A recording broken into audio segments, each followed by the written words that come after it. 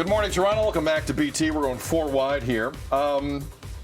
It's the story that's garnering international attention, and Tammie's been reporting on it all morning.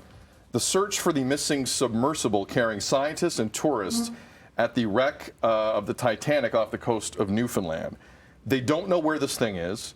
It's being reported 5 people are in it, and it's a tourist submersible, $250,000 per person to go down and see the wreck of the Titanic. The search is right now including U.S. Coast Guard, Canadian military, and Canadian Coast Guard. So a lot of resources are going into this.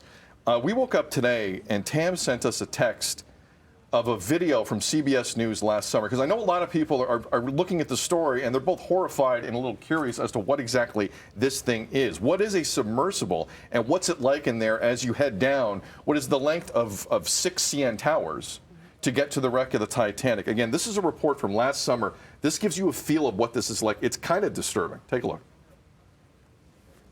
An experimental submersible vessel that has not been approved or certified by any regulatory body and could result in physical injury, disability, emotional trauma, or death.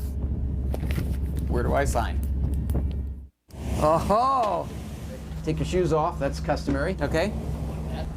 Wow. Inside, the sub has about as much room as a minivan. So this is not your grandfather's submersible. We only have one button. That's it. It should be like an elevator. You know, it shouldn't take a lot of skill. The Titan is the only 5-person sub in the world that can reach Titanic depths, 2.4 miles below the sea. It's also the only one with a toilet, sort of. And yet, I couldn't help noticing how many pieces of this sub seemed improvised. We can use these off-the-shelf components. I got these from Camper World. We run the whole thing with this game controller. Come on! Yep. Yeah. That's what we're talking about. And officials believe there's 96 hours of oxygen in it. That would last till, again, this is, to even throw this out there, we're not sure what the exact details are. If you do the math, that's Thursday around noon Eastern of this week.